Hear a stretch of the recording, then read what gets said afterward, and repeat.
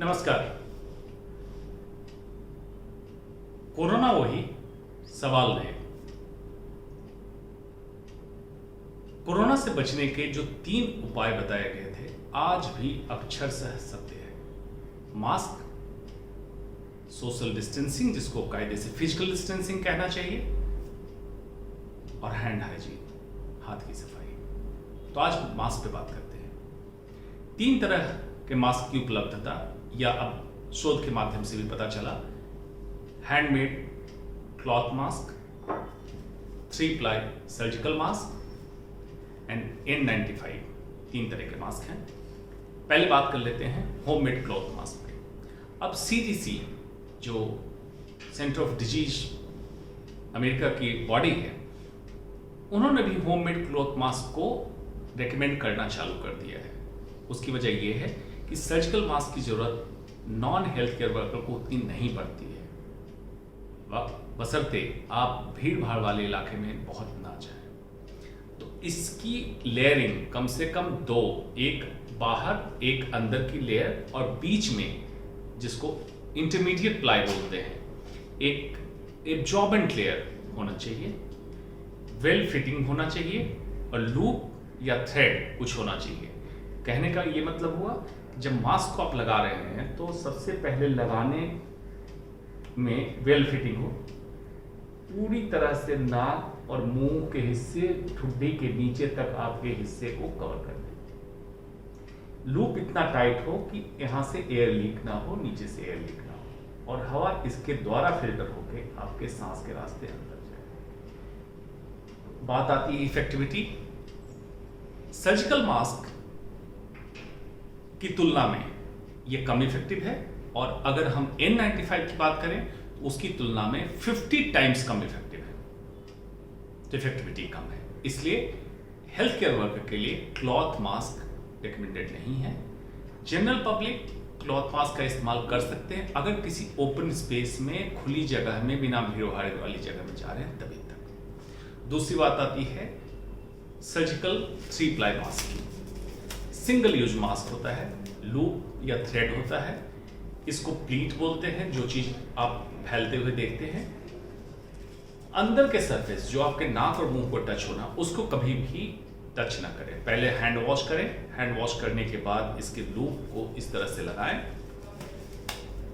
और इस प्लीट को एक्सटेंड करके नाक के ऊपर और ठुड्डी के नीचे लाके, इस यहाँ पे एक मेटालिक क्लिप है, क्लिप से आपने फिक्स कर दिया। अब ये एक तरह से आपको सील कर दिया चारों तरफ से, और हवा इसके द्वारा फिल्टर होकर आपके अंदर जा रही है। सिंगल यूज मास्क इसलिए कहा जाता है कि जो हम हवा अंदर लेते हैं और सांस छोड़ते हैं, इसके बाद मॉइस्चर आने के कारण इसकी प्लीट्स, इसकी लेयर्स एक दूसरे से चिपक जाती है, और इसकी फिल्ट्रेशन कैपेसिटी कम हो जाती है। इसलिए इसको दोबारा इस्तेमाल नहीं करना है। जो भी रिकमेंडेड टेक्निक है उसके द्वारा इसको डिस्पोज ऑफ करना है। तीसरी बात आती है N95 मास्क। ये with valve, respirator valve and without valve हो सकता है। रेस्पिरेटर वाल्व पब्लिक प्लेस के लिए रिकमेंडेड नहीं है, कुछ खास कंडीशन में हेल्थ केयर वर्कर के लिए इस्तेमाल किया जाता है। विदाउट रेस्पिरेटर वाल्व N95 में अलग अलग तरीके के आते हैं, राउंड्स हैं, क्लिप्स के साथ है, और साथ में ये इलास्टिक बैंड होते हैं जो आप पीछे की तरफ लगा लेते हैं। इसकी प्रॉपर्टी ये होती है N95, मतलब 0.3 माइक्रोन के जो भी पार्टिकल्स हों, चाहे वायरस हो चाहे नॉर्मल पॉलिटेंट्स हो, उसको फिल्टर करने की क्षमता इसमें 95% तक होती है। इसलिए इसको 95 बोलते हैं। इससे ऊपर 99 आता है जो हिंदुस्तान में उपलब्ध नहीं है। 100% फिल्ट्रेशन किसी भी मास्क की कैपेसिटी नहीं होती है। इसमें कई लोग सवाल करते हैं कितनी बार इस्तेमाल कर सकते हैं। देखिए, आइडियली स्पीकिंग हर कंपनी का उसके पैकेट पे रिकमेंडेशन लिखा होता है, लेकिन 8 घंटे इसकी लाइफ होती है और सिंगल यूज है।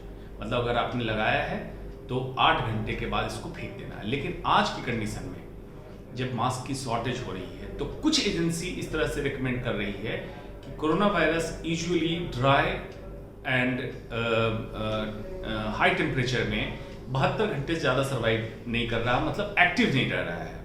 कोरोना वायरस जब एक्टिव नहीं रह रहा है तो इसका मतलब है कि आप इसको रोटेट करके 72 घंटे के बाद दोबारा N95 मास्क को इस्तेमाल कर रहे हैं, ऐसे कुछ रिसर्च पेपर में अब बताया गया है।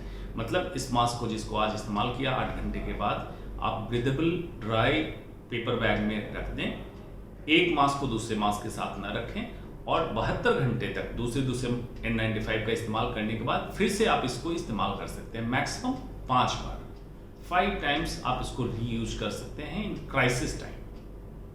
लेकिन आज भी ये सत्य है कि हैंड हाइजीन, मास्क लगाने से पहले हाथ प्रॉपर धोएं, मास्क से चेहरे को नाक के ऊपर से लेते हुए ठुड्डी तक पूरी तरह कवर करें ताकि हवा मास्क के द्वारा आपके सांस में जाए, और जब ब्रीद आउट करें, सांस छोड़ें, तो मास्क के द्वारा ही हवा बाहर निकले। मास्क उतारने के पहले हाथ जरूर धोएं, मास्क को रिकमेंडेड टेक्निक से डिस्कार्ड करें और उसके बाद हाथ जरूर धोएं। मतलब बार बार हाथ का धोना ही आपके हाथ में लगे कोरोना वायरस को आपके सांस की नली फेफड़े तक उतरने से बचाता है। ये आज भी उतना ही सत्य है। धन्यवाद।